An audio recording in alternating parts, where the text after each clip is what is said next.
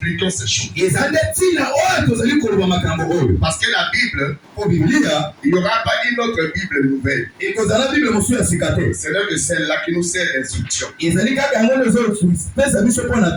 Alors, quand l'apôtre Paul apprend certaines informations concernant la ville de Corinthe, l'église de Corinthe. Amen. Les chrétiens de Corinthe, cette fois-ci, il s'adresse directement aux chrétiens. Il s'agit des chrétiens. Or, lors de son voyage missionnaire évangélique, il a évangélisé le monde païen. Mais en écrivant cette lettre, la lettre elle est destinée à l'église de Corinthe parce que c'était déjà des chrétiens. Vous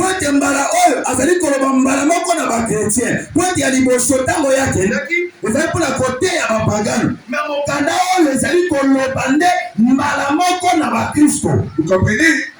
Comme il s'agit des chrétiens, toi aussi tu es chrétien, c'est que cela aussi te concerne. Vous comprenez? Amen. Amen.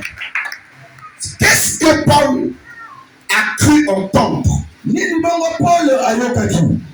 ce qu'on lui a rapporté qui a fait l'objet de cette épître? C'est qu'on a dit à Paul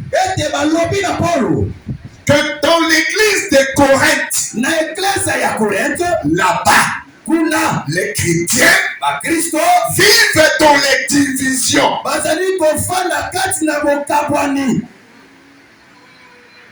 Amen. Amen. Dans l'église de Corinthe, il y a des clans. À tel point que le langage, moi je suis d'Apollos, moi je suis de Paul, moi je suis de Céphas. Alléluia. Amen. C'est ce qu'on a dit à Paul.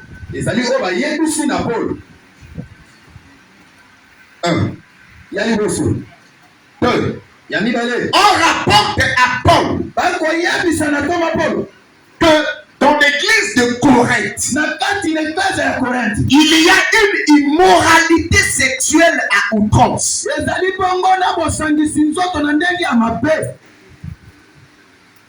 Amen. Amen. Jusqu'au point qu'il y a même l'inceste.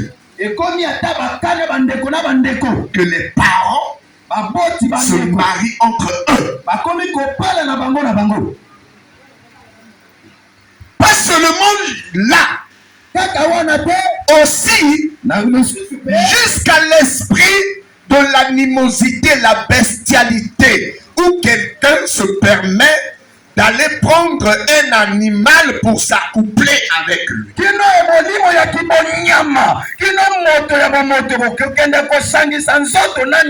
Cela retentit dans les oreilles de Paul. Quoi encore? Jusqu'au point qu'il y a l'homosexualité.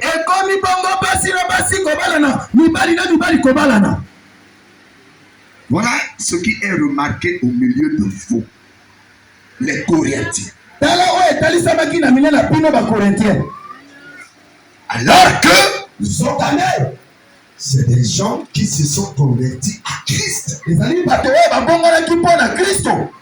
et ont donné leur vie à Dieu dans l'idée que ils deviennent des nouvelles créatures. Ces choses-là ne pouvaient plus être remarquées au milieu d'eux. Sinon, où est la raison de se convertir? Lorsque tu te sépares du point A, aller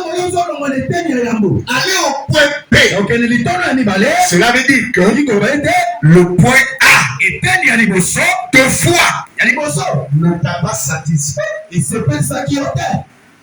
C'est ça la conversion. Amen. Amen. On apprend à Paul que dans l'église de Corinthe, il y a une mauvaise pratique des dons spirituels.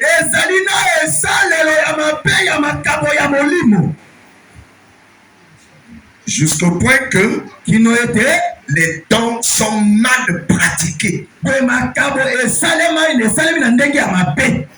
Amen.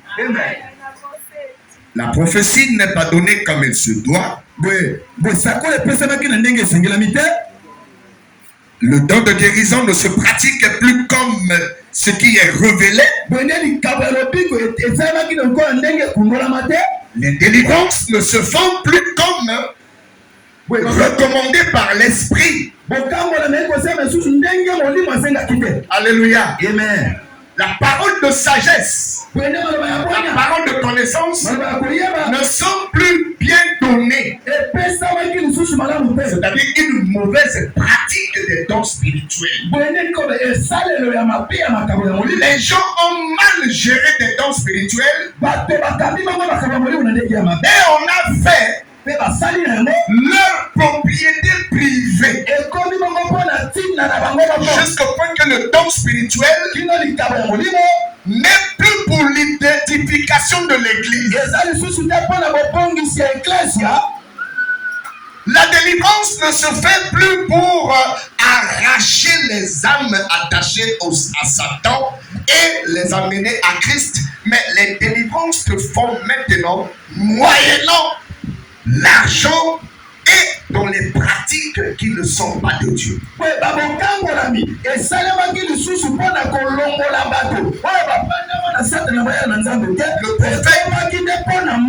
Le prophète est prophète par son don. Il n'est que manque pour savoir qu'est-ce que mon ennemi, celui-là, a fait quoi. Je trouve l'occasion de savoir ce qu'il fait en secret. Je transforme cela en don de prophétie afin de régler mon compte avec lui.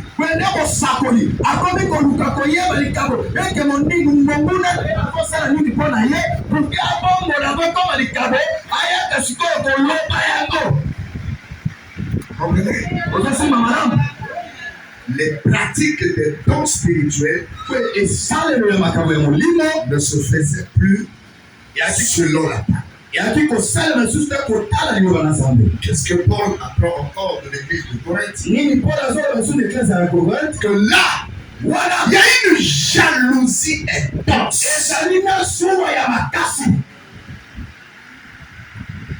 Jusqu'au point où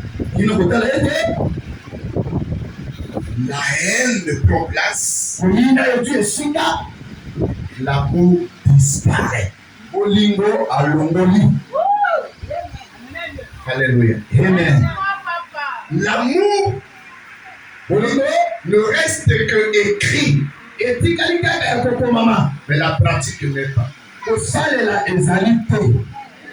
Mais qu'est-ce qui remplace? La jalousie, la haine, la médisance dans l'église de Corinthe. Alléluia. Amen. Tout cela, c'est ce que Paul apprend de ce qui se fait dans l'église de Corinthe. Alors, vous savez, celui qui sait les efforts qu'il a fournis pour construire une maison, en termes financiers, en termes d'efforts physiques, ce qu'il a eu à dépenser, à conjuguer comme effort pour bâtir une maison. Et lorsqu'il apprend que cette maison, elle est en train de s'écrouler et qu'il y a quelqu'un qui est en train d'occasionner l'écroulement de cette maison, ça suscite des réactions et ça suscite une position à prendre.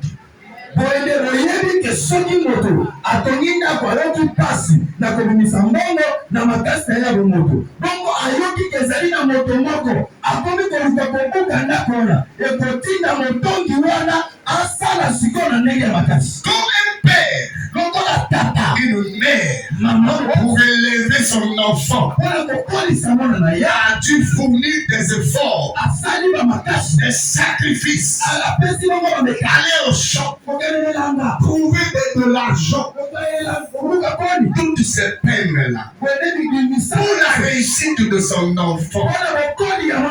Et qu'il apprend qu'il y a quelqu'un qui est en train de saper tous les efforts des parents pour prendre son enfant, prendre sa fille et vouloir faire d'elle le sujet des moqueries, le sujet de n'importe quoi. Ça énerve.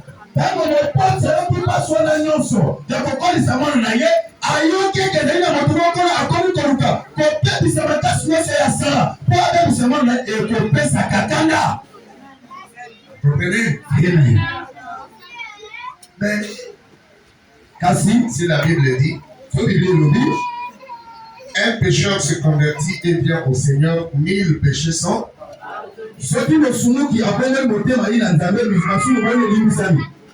Et lorsque tu fais dérouter un pécheur, un chrétien de la voie du Seigneur, combien de péchés s'ajoutent dans ta vie?